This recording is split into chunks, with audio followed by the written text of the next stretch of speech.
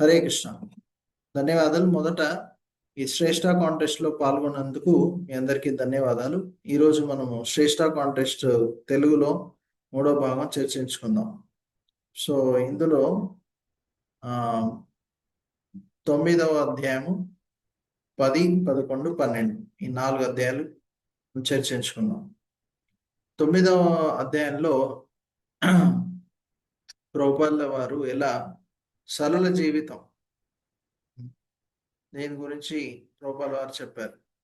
సరళంగా ఉండాలి మరియు ఉన్నతంగా ఆలోచించాలి, ఉన్నత ఆశయం ఉండాలి. సో ఇప్పుడు మన భౌతిక జగత్తులో చూస్తే అందరూ సరళంగా ఉండట్లేదు. ఎక్కువగా వారు డబ్బు కూడగట్టుకొని దాంతో ఎక్కువ వస్తువులు కొనుక్కొని పెద్ద పెద్ద ఇల్లు కట్టుకొని తద్వారా నేను ఆనందంగా ఉంటానని ఆ తలంపులో ఉన్నారు చాలా మంది. కానీ మనం ఎంత డబ్బులు కూడగట్టుకున్నా కూడా ఆఖరికి మనతో ఏమీ రాదు. మనకు కావాల్సిన అవసరాలు, తినడానికి ఆహారం, బట్టలు, ఇల్లు, ఇలాంటి అవసరాలు. కానీ చాలామంది అవసరాలు అంటే మన శరీరానికి కావాల్సిన అవసరాలతో సంతృప్తి పడట్లేదు. అత్యాశ వల్ల ఇంకా ఎక్కువ వస్తువులు కూడగట్టుకోవాలి ఈ భావనలో ఉన్నారు. మనం ఎంతగా కూడగట్టుకున్నా కూడా ఆఖరికి మనతో ఏది రాదు. కరెక్ట్. సో దీనివల్ల ఏం జరుగుతుంది? అత్యాహార ప్రయాసశ్చ, ఎక్కువగా నేను కూడగట్టుకోవాలి, అత్యాశ వలన కూడగట్టుకుంటాం. దానివల్ల నేను ఎక్కువగా డబ్బులు సంపాదించాలి అని కోరుకుంటాం. దానికే ఎక్కువ కష్టపడాలి. సో ఎక్కువగా కష్టపడడం వల్ల మనము మన సమయాన్ని వృధా చేసుకుంటాం, భగవంతుడి సేవలో నిమగ్నం చేయలేము. అదే ఇదివరకు కాలంలో చూస్తే సరళంగా సాధారణంగా సరళంగా ఉండేవారు జనాలు. ఓకే. సో సరళంగా ఉండడం వల్ల ఏం జరిగేది? వారు వ్యవసాయము, గోరక్ష ఇలాంటి సేవలు చేయడం వల్ల వారికి ఎక్కువ సమయం దొరికేది. ఆధ్యాత్మికంగా భగవద్గీత చదివి భగవంతుడు సేవ చేయడానికి ఎక్కువ సమయం దొరికేది. సో ప్రభుపాదుల వారు ఈ మానవాళికి మంచి జరగాలి, భౌతికంగా అంటే శారీరకంగా మానసికంగా కూడా వారు శాంతియుతంగా ఉండాలని చెప్పి వారు ప్రపంచవ్యాప్తంగా ఫార్మ్ కమ్యూనిటీస్ మొదలుపెట్టారు. ఈ ఫార్మ్ కమ్యూనిటీస్లో గోరక్ష మరియు వ్యవసాయం, అలానే పిల్లలకి గురుకులం, మనం భగవద్గీత ఇలాంటి ఆధ్యాత్మిక జ్ఞానాన్ని వారు గురుకులం ద్వారా వారికి నేర్పించేవారు. కరెక్ట్. సో కానీ భౌతిక ఇప్పుడు ప్రస్తుతం మనకు ఈ కాలంలో పిల్లలు కానీ పెద్దలైనా కూడా అంతా నాకు కొత్త ఫోన్ కావాలి, లేటెస్ట్ ఫోన్ కావాలి, లేటెస్ట్ షూస్ కావాలి, ఎన్ని లేటెస్ట్ వర్షన్స్ తీసుకున్నా కూడా అతనికి ఆత్మసంతృప్తి అనేది లేదు. కానీ ఎవరైతే ఉన్నదాంతో సంతృప్తి పడి కృతజ్ఞతలతో ఉంటారో వారు సదా సంతోషంగా ఉండగలుగుతారు. అలా సో మనము ఎన్నో వస్తువులు కూడగట్టుకొని అది వేరే వాళ్ళకి చూపించి నేను గొప్ప వ్యక్తిని అని చూపించుకోవాలనే మనలో అహంకారం ఉంటుంది. సో అలా కాకుండా ఎవరైతే కృతజ్ఞతతో ఉంటారో భగవంతుడు ఇచ్చిన ఈ వస్తువులు అన్నీ కూడా భగవంతుడు ఇచ్చాడు నా కర్మానుసారంగా, దీంతో సంతృప్తిగా ఉండి నాకు ఇచ్చిన వస్తువుల్ని నేను స్వయంగా కూడా భగవంతుడి సేవలో నిమగ్నం అవుతాను. ఎందుకంటే మనం ఆత్మకి నిజమైన సంతృప్తి భగవంతుడి సేవ. సో ప్రభుపాదుల వారు అందుకే ఈ సరళ జీవితం ఈ ఫార్మ్ కమ్యూనిటీస్ ద్వారా ప్రపంచం మొత్తానికి నేర్పించడానికి ప్రయత్నం చేశారు. సో ఈ మధ్య మనం చూసాం అమెరికా, ఇరాన్ వీటి మధ్య, ఈ దేశాల మధ్య యుద్ధం కూడా జరిగింది. దేనికోసం? ఈ ఆయిల్ గురించి. సో అంటే మన ప్రకృతిలో వనరులు అంటే ఆ అందరికీ అవసరమైనవి ఉన్నాయి. కాకపోతే ఎప్పుడైతే అత్యాశతో నేను వేరే దేశాలకు చెందిన వనరులు కూడా నాకే ఉండాలి, వారికి ఎందుకు ఎక్కువ బంగారం ఉంది, లేకపోతే ఆయిల్ వాళ్ళ దగ్గర ఎందుకు ఉంది అనే అత్యాశతో వేరే వాళ్ళకి కూడా నాకు కావాలి, వారికి ఉన్న దానితో సంతృప్తి పడకుండా ఉండడం వల్ల ఈ యుద్ధాలన్నీ జరుగుతున్నాయి. సో వ్యక్తిగతంగా కానీ ఇలా సామాజికంగా కానీ చూస్తే సంతృప్తితో లేకపోతే ఎవరు శాంతియుతంగా ఉండలేరు. అందుకే ప్రభుపాద వారు ఈ 5వ అధ్యాయంలో ఈ శ్లోకాన్ని ఎప్పుడు చెప్పేవారు? శాంతి సందేశం. భోక్తారాం యజ్ఞ తపసాం సర్వలోక మహేశ్వరం శుద్ధం సర్వదే భూతానం ఆత్మమం శాంతిరిచ్చతి. సో భగవంతుడే అన్నిటికీ నియంత్రకుడు, అతనే భోక్త, అతనే అందరికీ శాశ్వతమైన మిత్రుడు. ఎవరైతే ఇది గ్రహిస్తారో వారు శాంతిగా ఉండవచ్చు. సో ప్రభుపాదుల వారు కూడా చాలా సరళంగా ఉండేవారు. అతనికి వచ్చిన పేరు ప్రఖ్యాతలంతా కూడా కృష్ణుడికి, వారి గురువు గారికి అర్పించేవారు. అప్పుడప్పుడు ప్రభుపాదుల వారు గుడిసెలో కూడా ఉండేవారు అవసరమైతే. దేని మీద ఆసక్తితో లేరు వారు. అప్పుడప్పుడు అమెరికాలో పెద్ద పెద్ద భవనాల్లో కూడా ఉన్నారు. అలానే అవసరం అంటే అప్పుడప్పుడు ఉదాహరణకి వారు మాయాపూర్ ఇస్కాన్ హెడ్ క్వార్టర్స్ అది. అక్కడ మొదట్లో ఏమీ భవనమే లేదు, గుడిసె ఉంది. ఆ గుడిసెలోనే వారు ఉండేవారు. సో దీన్ని బట్టి ప్రభుపాదుల వారికి ఆసక్తి లేదు అని అర్థం చేసుకోవచ్చు. అలా సో వారు సరళంగా ఉండేవారు. సో మనం కూడా సరళంగా ఉండి మన మనస్సు, ఇంద్రియాలని, కోరికల్ని నియంత్రించుకుంటే సంతోషంగా ఉంటాం. సో ధనికులు ఎవరు? ఎవరి దగ్గర ఎక్కువ వస్తువులు ఉన్నాయి, డబ్బు ఉన్నాయి, వారు ధనికులు కాదు. ఎవరైతే ఆత్మ సంతృప్తితో ఆనందంగా ఉన్న దాంతో సంతృప్తి పడేవారు నిజమైన ధనికులు. ఓకే, సో అది మనం గుర్తుపెట్టుకోవాల్సిన ముఖ్యమైన అంశం. అలా సో తర్వాత నిమిషం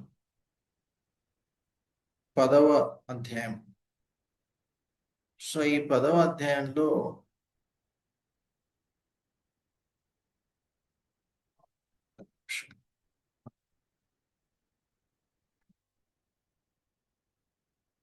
ఎలా ప్రభుపాదుల వారు తమ బోధనల్ని అంటే వారిచ్చిన బోధనలు వచ్చే భవిష్య తరాలకు కూడా వారి బోధనలు ఇప్పుడు కూడా వాళ్ళు పరివర్తన తీసుకొని వస్తున్నారు. సో ఒక టీచర్ ఒక క్లాస్లో కొందరికి బోధన చేస్తున్నారు, కానీ ఇంకో టీచర్ ఎన్నో వేల మందికి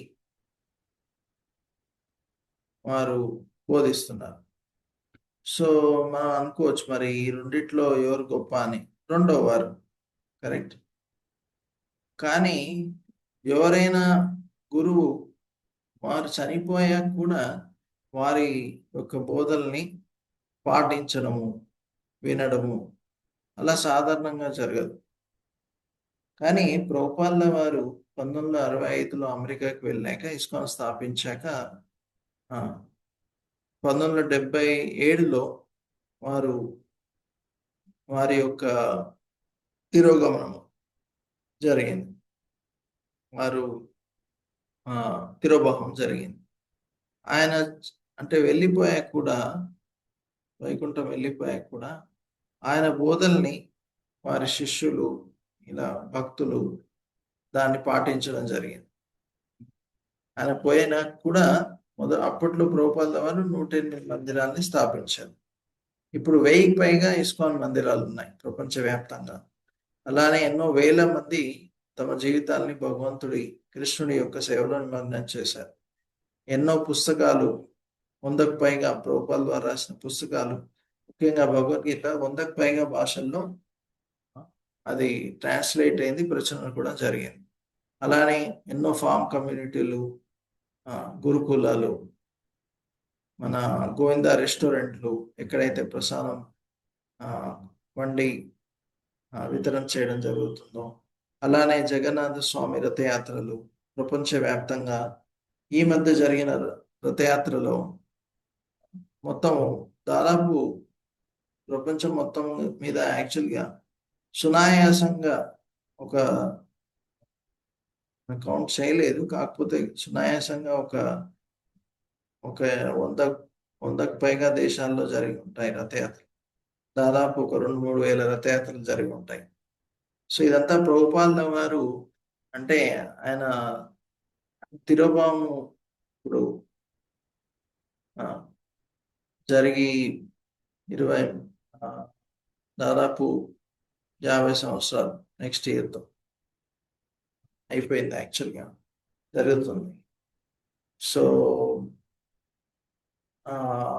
50 సంవత్సరాలు గడిచాక కూడా దాదాపు ఆయన యొక్క బోధల్ని ఇప్పుడు కూడా ఇస్కాన్లో అందరూ చదివి విని పాటిస్తున్నారు. ఓకే, సో దీన్ని బట్టి మనం అర్థం చేసుకోవచ్చు ఎలా ఈ ప్రభుపాదుల వారు ఎంత అతని యొక్క బోధల్ని అంటే ఎంత చక్కగా చెప్పడం వల్ల, ఇంకా ఆయన బోధనలు పాటించడం వల్ల వారి శిష్యుల్లో ఎంతో మార్పు రావడం వల్ల ఇప్పుడు కూడా ఆయన మన ఇస్కాన్ సంస్థాపకాచార్యులు అందరు కూడా ఆయన ఇచ్చిన పుస్తకాలను చదివి పాటిస్తూ ఉంటారు. సో 12 సంవత్సరాల్లో 70 ఏళ్ళ వయసులో వ్యక్తి అలా అంత మార్పు తీసుకురావడం అంత సునాయాసమా? చాలా కష్టం. సో కానీ ప్రభుపాల్ వారి గురు మహారాజ్ యొక్క ఆదేశాలని గంభీరంగా తీసుకోవడం వలన యాక్చువల్లీ ఇదంతా జరుగుతుంది. ప్రభుపాల్ వారి తిరోభావం అయ్యాక కూడా ఎన్నో లక్షల మంది వారి పుస్తకాలను చదువుతున్నారు. పిల్లలు భగవద్గీత వింటున్నారు, చదువుతున్నారు. ఎన్నో స్కూళ్ళలో ఈ బోధన జరుగుతుంది. సో ఇంకా ఎంతో మందికి, లక్షల మందికి ప్రసాదము దొరుకుతుంది. సో ఇదంతా ప్రభుపాదుల వారి కృప. వారు సామాజికంగా కూడా, ఆధ్యాత్మికంగా, శారీరకంగా అన్ని రకాలుగా ఎన్నో సేవలు చేయడం జరిగింది అలా. సో ప్రభుపాదుల వారు వారి శిష్యులు మరియు వారి బోధనలు పాటించే భక్తుల హృదయాల్లో సదా ఉండిపోతారు. సో ఎవరైతే ప్రభుపాదుల వారి ఆదేశాన్ని గంభీరంగా తీసుకొని పాటిస్తారో వారు సదా ప్రభుపాదుని వారి హృదయంలో స్వీకరించినట్టే. సో ఇది 10వ అధ్యాయం. ఇప్పుడు 11వ అధ్యాయం వచ్చేసి ప్రభుపాదుల వారి లక్షణాలు, వారి యొక్క గుణాలు. ప్రభుపాదుల వారి ఇంత పెద్ద సంస్థని, ఇంత సేవ ఎలా చేయగలిగారు? వారు కేవలం వారికి బుద్ధిమంతులు కావడం వల్లనే ఇంతమంది వారి పరివర్తన అయ్యారా? అంత కష్టపడ్డాడు కాబట్టి అలా జరిగిందా? ముఖ్యంగా ప్రభుపాదుల వారి యొక్క ఈ మంచి గుణాలు, వారి యొక్క ప్రవర్తన, అది చూసి, వారిలో ఉన్న ఈ లక్షణాలు చూసి అందుకే జనాల్లో మార్పు వచ్చింది. లేకపోతే ఎందుకు మార్పు వస్తుంది? సో ఇంత పెద్ద సంస్థని ప్రభుపాదుల వారు స్థాపించినా కూడా వారు నమ్రంగా ఉండేవారు. ఇప్పుడు కొన్ని ప్రభుపాదుల వారి గుణాలని మనం చూద్దాం.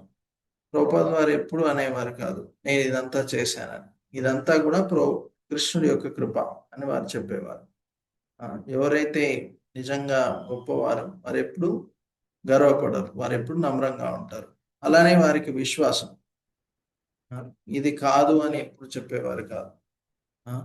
మనం కృష్ణుడి మీద నిలబడి ఉంటే ఏదైనా చేయవచ్చు, వారిని ప్రసన్నం చేయడానికి. అలానే వారిలో పట్టుదల, ఎన్ని అడ్డంకులు వచ్చినా కూడా, ఎన్ని కష్టాలు వచ్చినా కూడా, ఆరోగ్యం సరిగా లేకపోయినా కూడా వారు కష్టపడి సేవ చేసేవారు. అలానే ప్రపంచవ్యాప్తంగా వారు తిరిగి ప్రచారం చేశారు. సుబద్ధ జీవుల్ని ఉద్ధరించడానికి, వారికి పేరు ప్రఖ్యాతులు దొరకాలని కాదు, వారు నిజంగా ఈ ఆధ్యాత్మిక జ్ఞానాన్ని పొంది సంతోషంగా ఉండాలని. సో ఇంత వారు కష్టపడినా కూడా రోజు ఉదయమే చాలా 1:30-2కి లేచి వారు పుస్తకాలు రాయడము, అలానే మంగళారతి మందిరంలో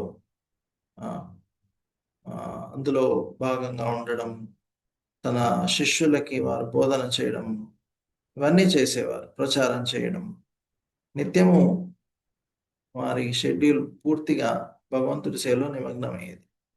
వారు నిరంతరము కృతజ్ఞతాభావంతో, ఇది కూడా ఒక లక్షణం, వారి గురువు పట్ల కృతజ్ఞతతో ఉండేవారు. ఇదంతా కూడా వారి యొక్క కృపనే అని చెప్పేవారు. సో ఇంత పెద్ద సేవ చేశాక కూడా సరళంగా ఉండేవారు.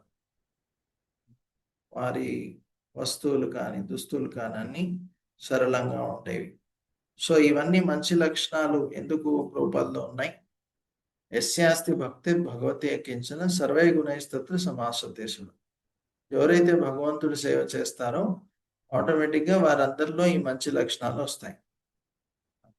కాబట్టి మనం కూడా ఈ మంచి లక్షణాన్ని మనం మన జీవితంలో, అంటే ఈ మంచి లక్షణాలు మనం కూడా పెంపొందించుకోవాలి. అవన్నీ మంచి లక్షణాలు మనకు కూడా రావాలి అంటే ఆటోమేటిక్గా రావు. మనం కూడా భగవంతుడి సేవ చేస్తే, ఎందుకంటే భగవంతుడిలో ఆ లక్షణాలు ఉన్నాయి కాబట్టి ఆయన సాంగత్యం వల్ల మనకు కూడా ఈ మంచి లక్షణాలు వస్తాయి. ఓకే, మన ప్రవర్తన సరిగా ఉంటే దాన్ని చూసి వేరే వారు కూడా మారుతారు.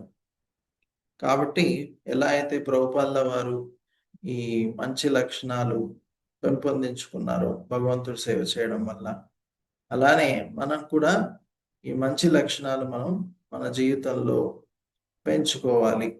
దానికి మనం కూడా ప్రయత్నం చేయాలి.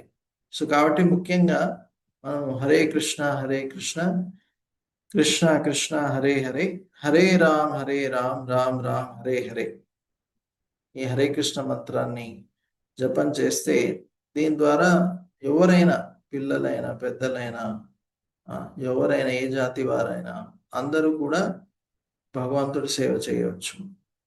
దీని ద్వారా భగవంతుడి సాంగత్యం దొరుకుతుంది. కాబట్టి మనలో ఉన్న కల్మషాలు తొలగి, మనలో ఉన్న చెడు లక్షణాలు తొలగి మనకు భగవంతుడి సాంగత్యం దొరుకుతుంది కాబట్టి మనలో మంచి లక్షణాలు వచ్చేస్తాయి. అలా సో ఆఖరికి 12వ అధ్యాయం, ఎలా ప్రభుపాదులు వారు ఇచ్చిన భగవద్గీత యథాతథం ఈ పుస్తకం, ఇది అన్ని ఉపనిషత్తుల యొక్క సారం.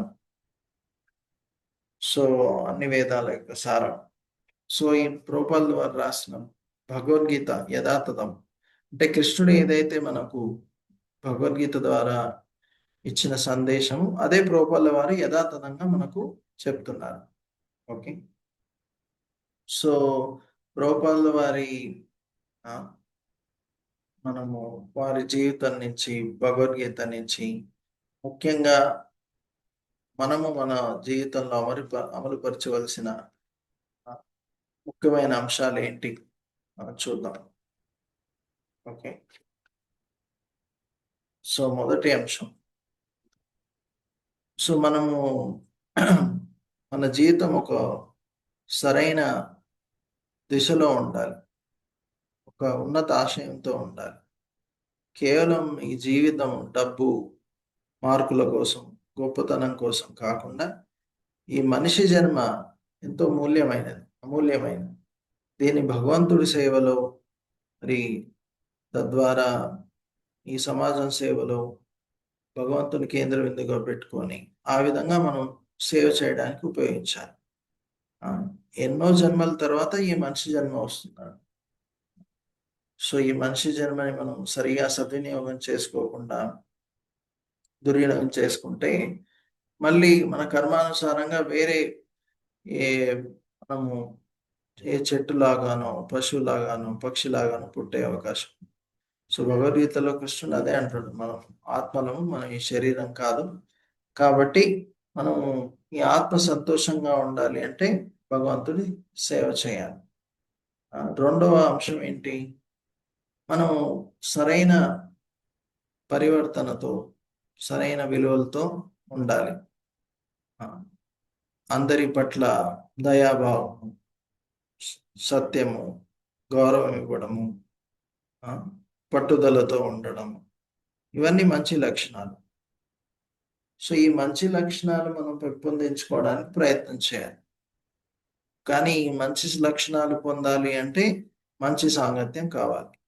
సో మంచి సాంగత్యము అంటే భగవంతుడి సాంగత్యం, వారి భక్తుల యొక్క సాంగత్యం. దానివల్ల మనకి మంచి లక్షణాలు వస్తాయి. సో మూడవ అంశం ఏంటి? మనకు మంచి లక్షణాలు కావాలంటే మంచి సాంగత్యం కావాలి. కాబట్టి ఎలాంటి వ్యక్తులతో సాంగత్యం చేయాలి? ఎవరైతే మనం భగవంతుడి వైపు తీసుకొని వెళ్తారో, ఎవరైతే మనకు మంచి విలువలు నేర్పిస్తారో అలాంటి వారి సాంగత్యం చేయాలి. ఎవరైతే మనం చెడు దిశలో చెడ్డ అలవాట్లు పెంపొందించే వారితో మనము సాంగత్యం చేయకూడదు. కాబట్టి మనము మన మిత్రులు అంటే ఎవరితో సాంగత్యం చేస్తున్నామో మనం సరైన బుద్ధితో ఎంచుకోవాలి మన మిత్రుల్ని. అలానే నాలుగో అంశం, మనము ఎప్పుడూ ఈ జ్ఞానాన్ని నేర్చుకోవాలనే కుతూహలంతో ఉండాలి. ప్రభుపాదుల వారు నిరంతరం ఆఖరి క్షణం వరకు శాస్త్రాల అధ్యయనం చేసి పుస్తకాలు రాశారు. మనం కూడా నిత్యం జ్ఞానాన్ని నేర్చుకోవాలనే కుతూహలాన్ని, ఉత్సాహాన్ని నిరంతరము చూపించాలి. ఐదవ అంశం, వేరే వాళ్ళకి సేవ చేయాలి, సేవాభావంతో ఉండాలి. నిజమైన ఆనందం వేరే వారికి సేవ చేయడంలోనే ఉంది. భగవంతుడి సేవ, భగవంతుడి కేంద్ర బిందుగా పెట్టుకొని అందరికి సేవ చేయడం ద్వారా సో మనము నిజమైన ఆనందంతో ఉండగలుగుతాం. అలా సో మనం సేవ చేయడం వల్ల మనలో అహంకారం తగ్గిపోతుంది సేవాభావం వల్ల. ఆరవ ముఖ్యాంశము, మనము కృతజ్ఞతా భావాన్ని పెంచుకోవాలి. మనకు సహాయం చేసిన మిత్రులు, తల్లిదండ్రులు, భగవంతుడు, టీచర్లు, వీరి పట్ల కృతజ్ఞతతో ఉండాలి. ఎవరైతే కృతజ్ఞతతో ఉంటారో వారు శాంతిగా ఉంటారు. సో ఎవరైతే కృతజ్ఞతతో ఉండరో వారు ఎప్పుడు అశాంతితోనే ఉంటారు. ఏడవ అంశం, మన కష్టాలు వచ్చినప్పుడు భగవంతుడి మీద నిర్భరపడుతూ విశ్వాసంతో ముందడుగు వేయాలి. భగవంతుడు ఎల్లవేళలా నన్ను రక్షిస్తారు అనే విశ్వాసంతో మనం ఉంటే మనకు వచ్చిన కష్టాలని మనం సరైన భావనలో ఎదుర్కొనవచ్చు. కష్టాలనే అందరికీ వస్తాయి, కానీ ఎవరైతే భగవంతుడి మీద విశ్వాసంతో ఉంటారో, ఎవరైతే పట్టుదలతో భగవంతుడి శరణు తీసుకుంటారో వారి కష్టాలని సునాయాసంగా బయటపడవచ్చు. కష్టాలు అన్ని శక్తివంతంగా చేస్తాయి. ఎనిమిదవ అంశం, మనకు భగవంతుడు కొన్ని కళలు, శక్తి, యుక్తి ఇచ్చారు. వీటన్నిటిని కూడా భగవంతుడి సేవలో వినియోగించాలి. ఎందుకు? భగవంతుడు అవి మనకి ఇచ్చారు కాబట్టి అది భగవంతుడి సేవలో నిమగ్నం చేస్తే మనం ఎప్పుడు సంతోషంగా ఉండవచ్చు. తొమ్మిదవ అంశం, మనము మన జీవితం ద్వారా వేరే వారికి మన జీవిత విధానం ద్వారా ఒక సరైన ఉదాహరణ మనం చూపించాలి అందరికీ. అంటే మన ప్రవర్తన అనేది సరిగా ఉండాలి. మనం ఏ విధంగా ప్రవర్తిస్తే మనం చూసి భావితరాలు కూడా అదే విధంగా ప్రవర్తిస్తారు. సామాన్యమైన జనులు వాళ్ళు చూస్తారు మన ప్రవర్తన ఎలా ఉందో, దాన్ని బట్టి వారు కూడా ఆ విధంగా ప్రవర్తిస్తారు. ఆఖరి అంశం, సదా మనం భగవంతుడి స్మరణ, కృష్ణుడి స్మరణ చేస్తూ ఉండాలి. కృష్ణుడిని కేంద్ర బిందుగా పెట్టుకొని మనము అన్ని విధాలుగా పనులు చేస్తే మనము సంతోషంగా ఉంటాము, అందరూ సంతోషంగా ఉంటారు. సో కాబట్టి ఈ అంశాలు ఏవైతే 10 అంశాలు, ఇవి అందరికీ కేవలము మందిరంలో ఉండే వారికే కాదు, ఇది స్టూడెంట్స్కి కానీ, తల్లిదండ్రులకి, టీచర్కి, అందరికీ ఉపయోగపడతాయి. సో ప్రభుపాదుల వారి యొక్క జీవితం నుంచి, ఈ పుస్తకం శ్రేష్ఠ కాంటెస్ట్ నుంచి మనం ఎన్నో విషయాలు నేర్చుకున్నాం. సో ఆయన పట్ల కృతజ్ఞత, గౌరవం మనం చూపించాలంటే ఏం చేయాలి? కేవలం వారిని కొనియాడడమే కాదు, వారిచ్చిన బోధనల్ని మనం హృదయపూర్వకంగా స్వీకరించి దాన్ని మనం పాటించడానికి కూడా ప్రయత్నం చేయాలి. సో ఆ విధంగా మనం చేస్తే ప్రభుపాదుల పట్ల మనం నిజమైన కృతజ్ఞతని చూపించినట్టు. సో ఈ శీర్షికలో మనం 3 వీడియోల్లో ఏం చూసాం? ఎలా ప్రభుపాదుల వారు చిన్నప్పటి నుంచే వారి తల్లిదండ్రులు అతనికి సరైన విలువలు, భగవంతుడి సేవలో నిమగ్నం చేయడం వల్ల వారిలో సరైన విలువలు వచ్చాయి. తర్వాత వారి గురువుని కలిసి వారి గురువు ఇచ్చిన ఆదేశానుసారంగా వారు మొదట భారతదేశంలో ప్రయత్నం చేశారు ప్రచారం చేయడానికి. తర్వాత అమెరికాకి వెళ్ళి ఎంతో కష్టపడి ప్రపంచవ్యాప్తంగా ఎన్ని కష్టాలు వచ్చినా కూడా ఎదుర్కొని ఫస్ట్ అమెరికాలో, న్యూయార్క్లో ప్రచారం చేసి, తర్వాత ఎన్నో దేశాల్లో ఈ భగవద్గీత సందేశాన్ని ప్రచారం చేశారు. ఆయన యొక్క బోధనలు విని పాటించి ఎన్నో లక్షల మందిలో పరివర్తన అనేది వచ్చింది.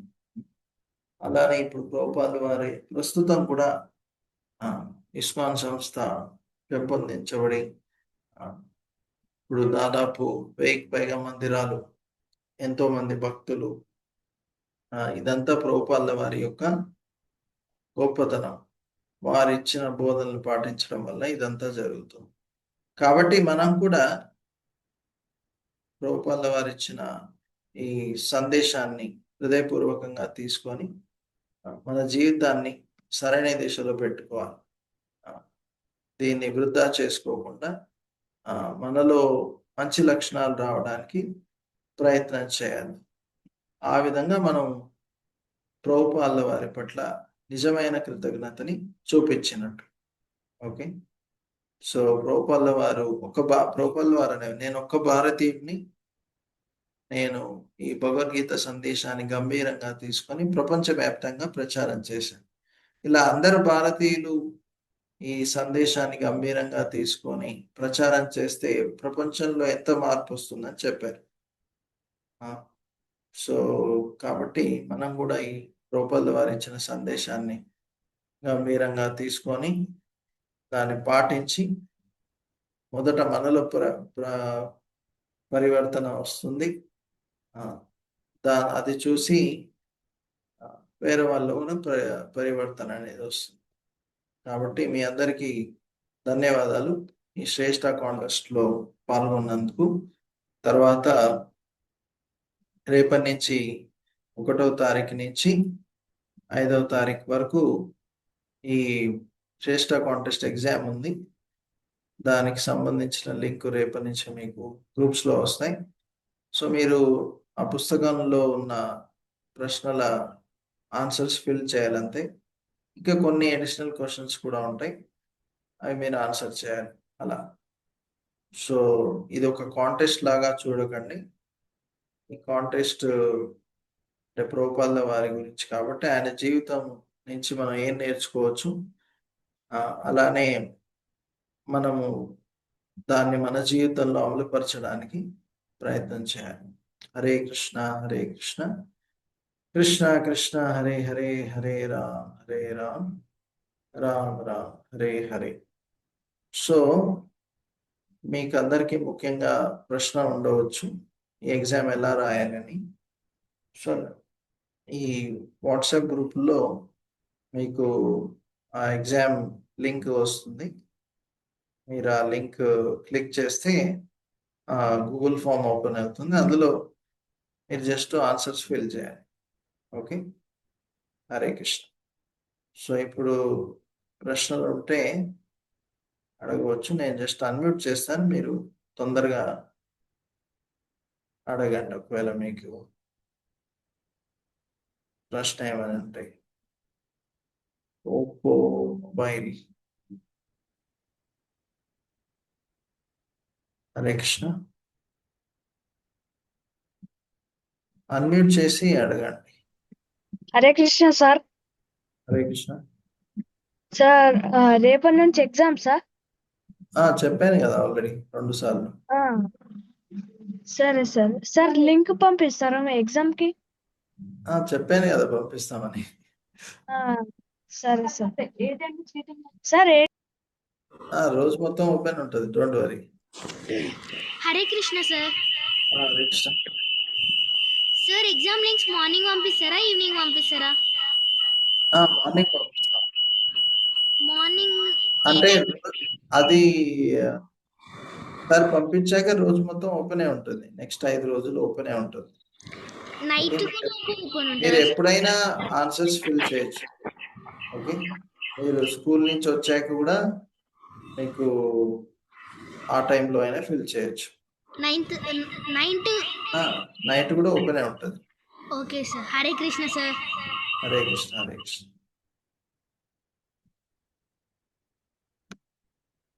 నెక్స్ట్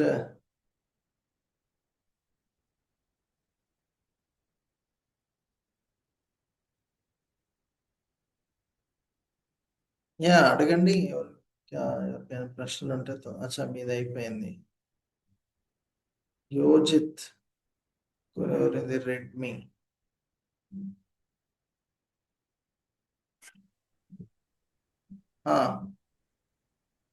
ఏంటి క్వశ్చన్? హరే కృష్ణ. హరే కృష్ణ సార్. అడగండి. సార్ మనం ఎట్లా సబ్మిట్ చేయాలి సార్? రేపు ఫామ్ ఇస్తాం, అందులో ఫిల్ చేయండి. Okay, Hare Krishna. Okay sir. Preethika Reddy, మీదేంటి ప్రశ్న ఏంటి? తొందరగా అడగండి, చాలా ఉంది. హరే కృష్ణ సార్. హరే కృష్ణ. సార్ అది ఆన్లైన్ లోనే చేయాలా?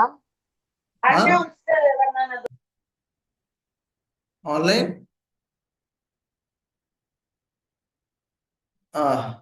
ఓకే, ఇప్పుడు అది ఆన్లైన్. యా, ఓకే, ధన్యవాదాలు. హరే కృష్ణ.